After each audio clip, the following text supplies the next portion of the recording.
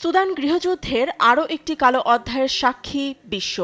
আধা সামরিক rapid support forces RSF কৌশলগত গুরুত্বপূর্ণ এল ফাসের শহর দখলে নেয়াকে কেন্দ্র করে ফের অস্থিরতায় সুদান।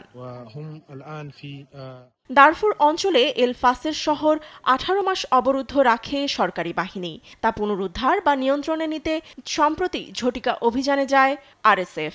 সেনাবাহিনীর সঙ্গে রক্তক্ষয়ী লড়াইয়ে প্রাণ গেছে অন্তত 2000 মানুষের। তবে বেসামরিক গোষ্ঠীটির বিরুদ্ধে নিরপরাধ মানুষকে হত্যার জোরালো অভিযোগ উঠেছে, যদিও লড়াইয়ে এল ফাসের নিয়ন্ত্রণ হারিয়েছে সেনাবাহিনী। এমন ভয়াবহ ঘটনা নাড়িয়ে দিয়েছে বিশ্বকে। ইয়েল বিশ্ববিদ্যালয়ের মানবিক গবেষণাগার এই সহিংসতাকে রুয়ান্ডা গণহত্যার সঙ্গে তুলনা করেছে। গেল এপ্রিলেও 2000 মানুষকে হত্যা করে এল ফাসের দখলে নেয়ার চেষ্টা চালায় আরএসএফ। জাতিসংঘের তথ্যমতে এবারের সহিংসতায় প্রাণ ভয়ে পালিয়েছে 60,000-এর বেশি মানুষ। সহিংসতায় দারফুর ও এল ফাসেরে গণমাধ্যম প্রবেশাধিকারে নিষেধাজ্ঞা দিয়েছে আরএসএফ। বহির্বিশ্বের সঙ্গে বন্ধ যোগাযোগ।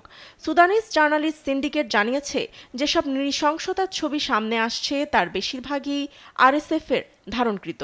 এছাড়াও স্যাটেলাইটের চিত্র ও পালিয়ে আসাদের সাক্ষাৎকারে সামনে আসছে ভয়াবহতা। দারফুর অঞ্চলে উপজাতীয় বিদ্রোহ দমনে দেশটির সাবেক নেতা ওমর আল বশির জানজাউইদ মিলিশিয়া থেকে বেরিয়ে 2013 সালে গঠন করেন আরএসএফ। 2023 সালে এ বাহিনীর সঙ্গে সেনাবাহিনীর ক্ষমতা দখলের দ্বন্দ্বে বহু প্রাণহানি ঘটে। দুপক্ষের বিরুদ্ধে মানবাধিকার লঙ্ঘনের অভিযোগ এনেছে যুক্তরাষ্ট্র ও জাতিসংঘ।